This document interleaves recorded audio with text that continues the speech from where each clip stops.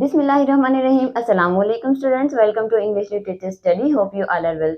Today we are going to discuss about future indefinite, negative and interrogative sentences. Okay. जैसा कि हम सब जानते हैं कि हम इसके सिंपल सेंटेंसेस कर चुके हैं, तो इसके जो नेगेटिव बनाने का तरीका है और इंटेरोगेटिव बनाने का तरीका है उसको ज़्यादा कॉम्प्लेक्स नहीं है. इसी वजह से हमने सोचा कि हम आपको जो नेगेटिव हैं और इंटेरोगेटिव हैं वो एक ही लेक्चर में कवर कर लें ताकि, ठीक है, क्योंकि सिंपल हैं बहुत ज़्यादा. जैसा कि मैंने आप लोगों को बताया था कि फ्यूचर के जो सेंटेंसेस हैं, एक्चुअली फ्यूचर इंडेफिनिट के, वो बहुत ही इजी हैं, क्योंकि उसमें इंडेफिनिट में हेल्पिंग वर्ब यूज होता है और नेगेटिव में हम उसी हेल्पिंग वर्ब के साथ नॉट लगा देते हैं. और इसी तरह से उसका जब हमें सवालिया जुमला बनाना होता है, इंटरोगेटिव बनाना होता है, तो उसमें भी हमें ज़्यादा चेंजेस नहीं करनी पड़ती. सो इससे पहले अगर आप हमारे चैनल पर नए हैं तो चैनल को सब्सक्राइब कर लीजिए. वीडियो अच्छी लगे तो लाइक कीजिए, अपने दोस्तों के साथ जरूर शेयर कीजिए और बेल आइकन पर क्लिक करना हरगिज़ मत भूलिए. और इसके अलावा फ्यूचर के जो सिंपल सेंटेंसेस हैं इंडेफिनिट के, वो हम कवर कर चुके हैं. इसके अलावा प्रेजेंट और पास्ट के सेंटेंसेस अगर आप लोगों को चाहिए तो वो हमने डिस्क्रिप्शन में उसका लिंक दे दिया हुआ है, आप वहां से उन लेक्चर्स को अप्रोच कर सकते हैं. So let's begin. आज हम अपने फ्यूचर इंडेफिनिट के नेगेटिव और इंटेरोगेटिव बनाने का तरीका देखते हैं. नेगेटिव, जैसा कि हम सब जानते हैं, नेगेटिव जुमले में नहीं आ जाता है तो ये हमारे नेगेटिव सेंटेंसेस की पहचान होती है. ठीक है, नेगेटिव सेंटेंसेस की पहचान तो हो गई, नहीं आ गया सेंटेंस में. इसके अलावा इसको बनाने का तरीका क्या होता है? जैसे हम जो सिंपल सेंटेंस होता है, इंडेफिनिट का होता है, सॉरी, इंडेफिनिट और सिंपल, ठीक है, सेंटेंस होते हैं, उसमें हम विल का यूज करते हैं. ठीक है, तो नेगेटिव बनाने के लिए सिंपल हमने अपने विल के साथ नॉट लगा देना है. ठीक है, मैंने आप लोगों को कल के लेक्चर में भी बताया था कि अब हम शेल का यूज है वो बहुत ही कम हो गया है.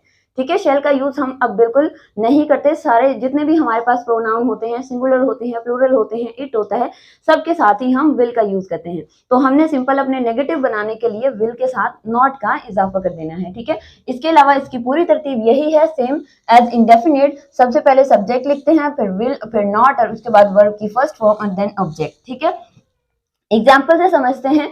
मैं आज खाना नहीं खाऊंगा. मैं आज खाना नहीं खाऊंगा. ठीक है, खाना हमारे पास वर्ब है और किसने खाना है? मैंने. तो मैं आपके पास सब्जेक्ट है, I. According to the rule will not का यूज करेंगे, आई विल नॉट. इसके बाद वर्ब की first form, I will not eat. ठीक है, खाना खाना, इसके लिए I will not eat meal today. आज नहीं खाऊंगा, टुडे. ठीक है, सिंपल. सेकेंड सेंटेंस, तुम दूसरों को तंग नहीं करोगे. तुम दूसरों को तंग नहीं करोगे. यहाँ पर हमारे पास तंग करना एक्शन है, वर्ब है. ठीक है, और इसके अलावा कौन तंग कर रहा है? कौन तंग नहीं करेगा, सॉरी, तुम. ठीक है, तो तुम हमारे पास सब्जेक्ट हो गया. You. According to the rule will not का यूज करेंगे.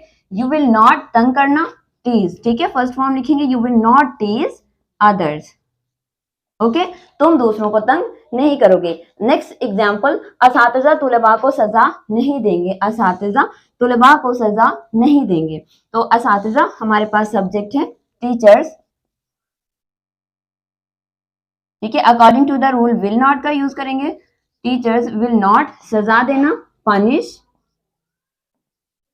तुलबा को स्टूडेंट्स. ठीक हो गया, teachers will not punish students. ये हो गए हमारे नेगेटिव सेंटेंसेस. और इसके अलावा हम अपने इंटेरोगेटिव के लिए कौन सा रूल अप्लाई करेंगे? इंटेरोगेटिव में हम जस्ट, अब ये जो विल है हमारे पास हेल्पिंग वर्ब है, इसको हम सब्जेक्ट से पहले लिख देंगे. ठीक है, विल को हम सब्जेक्ट से पहले लिख देंगे और उसके बाद सब्जेक्ट, देन वर्ब की first form and then object. Example से समझते हैं. क्या तुम मेरी मदद करोगे? क्या तुम मेरी मदद करोगे? अब यहाँ पे मैंने आप लोगों को बताया ना कि विल को हम स्टार्टिंग में ले आएंगे, विल. ठीक है, सब्जेक्ट है हमारे पास यू. विल यू, मदद करना, help. Will you help me, then question mark. क्या तुम मेरी मदद करोगे? Will you help me. Okay, the next example, तुम मेरी मदद क्यों नहीं करोगे? ठीक है, मैंने आप लोगों को पहले भी बताया है कि जस्ट हम विल का और हेल्पिंग वर्ब्स का यूज समझ लेने से हमें स्पोकन इंग्लिश नहीं आ जाती है, बल्कि हमें ये जो क्यों होते हैं और कैसे होता है, इस तरह के सेंटेंसेस को भी हमें समझना पड़ता है. तो इस तरह के सेंटेंसेस में सेम रूल अप्लाई होता है. जस्ट हमने ये जो क्यों और कैसे होता है, इनकी जो इंग्लिश होती है वो हम विल से पहले लिख देते हैं. फॉर एग्जाम्पल, तुम मेरी मदद क्यों नहीं करोगे, क्यों के लिए हम वाई का वर्ड यूज करते हैं, वाई. अभी देखें यहाँ पर इस सेंटेंस में इंटरोगेटिव भी आ गया है और नेगेटिव भी आ गया है, ठीक है। तो आपके सवालिया जुमले में भी नहीं का यूज हो सकता है, ठीक है। Why will you not help me? Okay, why will you not help me? कि तुम मेरी मदद क्यों नहीं करोगे, ठीक है।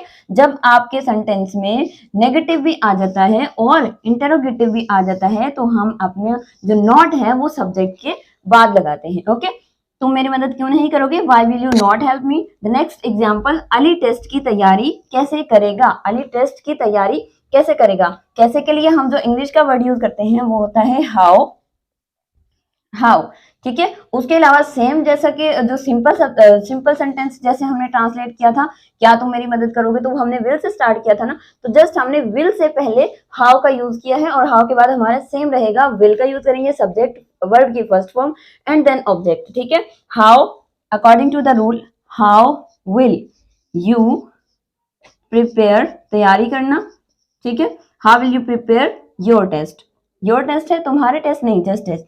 How will you prepare test, तुम टेस्ट की तैयारी कैसे करोगे। द नेक्स्ट एग्जाम्पल, क्या तुम पहली पोजीशन हासिल करोगे, क्या तुम पहली पोजीशन हासिल करोगे, ठीक है। According to the rule, will you हासिल करना, एक्वायर या फिर गेट का यूज कर सकते हैं। विल यू एक्वायर और गेट फर्स्ट पोजीशन,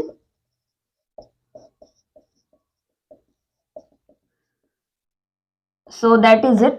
यहाँ पे हमने नेगेटिव और इंटरोगेटिव का यूज देखा। आज के लेक्चर में हमने फ्यूचर इंडेफिनिट के नेगेटिव और इंटरोगेटिव दोनों को ही हमने एक लेक्चर में डिस्कस कर लिया है। तो आज से हमारे इंडेफिनिट जो होते हैं एक्टिव के इंडेफिनिट कंप्लीट हो चुके हैं। अगर आप लोगों को इनमें किसी भी किस्म की कोई कंफ्यूजन हो तो आप हमें कमेंट सेक्शन में पूछ सकते हैं। इसके अलावा नेक्स्ट हमने अब स्टार्ट करना है अपने कंटिन्यू के, उसमें हम पहले प्रेजेंट कंटिन्यू करेंगे, फिर पास्ट कंटिन्यू करेंगे और फिर फ्यूचर कंटिन्यू करेंगे। अगर आपको इनमें किसी भी तरह की प्रॉब्लम है, मैं दोबारा से कह रही हूँ, आप हमें कमेंट सेक्शन में पूछ सकते हैं, हम उसे क्लियर करने की भरपूर कोशिश करेंगे। सो वीडियो अच्छी लगे तो लाइक कीजिए, अपने दोस्तों के साथ शेयर कीजिए और चैनल को सब्सक्राइब कीजिए। बेल आइकन पर क्लिक करना हरगिज मत भूलिए ताकि हर नई से नई आने वाली वीडियो आप तक बर वक्त पहुंचती रहे। To learn English stay with us, remember me in your prayers. मिलते हैं अपनी नेक्स्ट वीडियो में। अल्लाह हाफिज।